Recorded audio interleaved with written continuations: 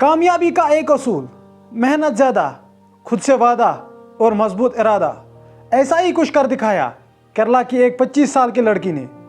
एक एक्सीडेंट, एक हादसे में उसकी बॉडी पैरालाइज हो जाती है और व्हीलचेयर के सहारे ही अपनी पूरी ज़िंदगी बसर करती है। व्हीलचेयर की पाबंद केरला की ये लड़की इंडिया का सबसे टफेस्ट एग्ज़ाम यानी यूपीएससी क्लियर करती है, क्रैक करती है। जैसा कि हम सबको पता है, यूपीएससी का एग्ज़ाम इंडिया का सबसे टफ एग्ज़ाम माना जाता है। इस एग्ज़ाम को क्वालिफाई करने के लिए दिन रात एक करना पड़ता है। शिरीन सहाना केरला की एक 25 साल की लड़की अपनी डिसेबिलिटीज़ के बावजूद इस एग्ज़ाम को क्वालिफाई करती हैं और ये कहानी किसी इंस्पिरेशन से कम नहीं है।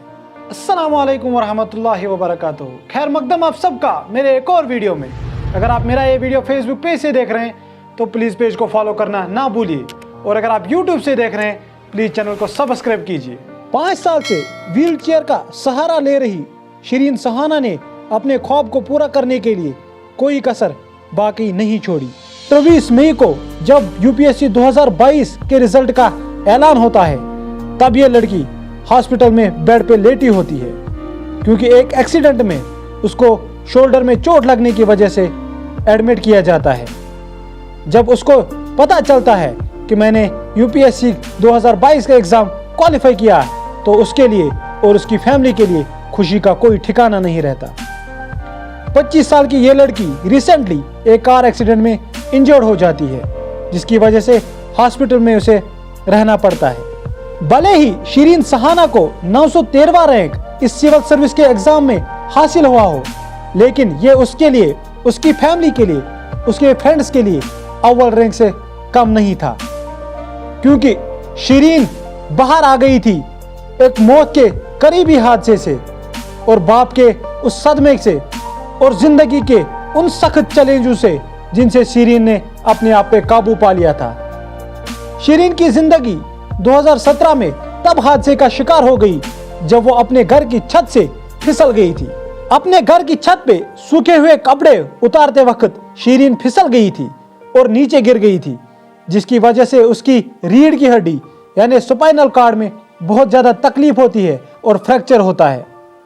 स्पाइनल कॉर्ड में फ्रैक्चर होने की वजह से उसके बाजू और उसके बॉडी का निचला हिस्सा यानी lower part of the body paralyse हो जाता है और शिरीन को 2 साल के लिए बेड पर लिटा दिया जाता है।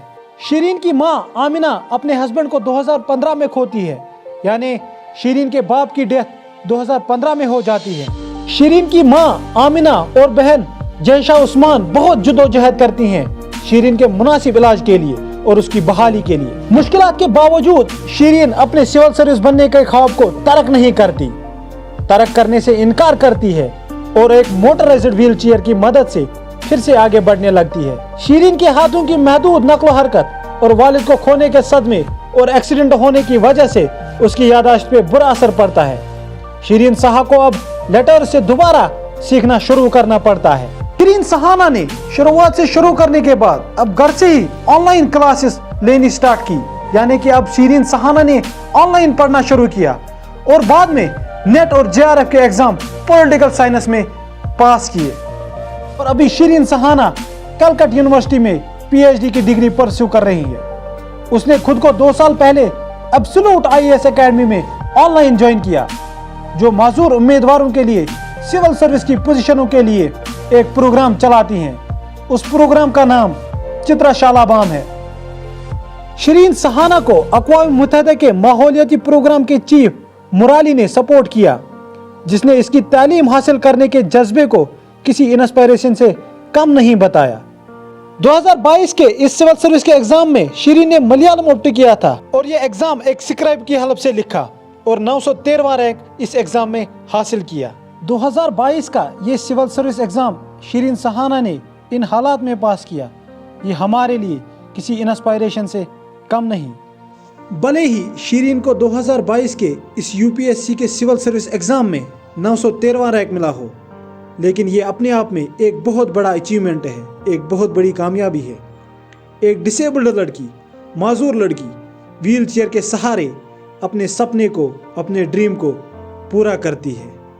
ये अपने आप में एक बहुत बड़ी कामयाबी है। शुक्रिया दोस्तों।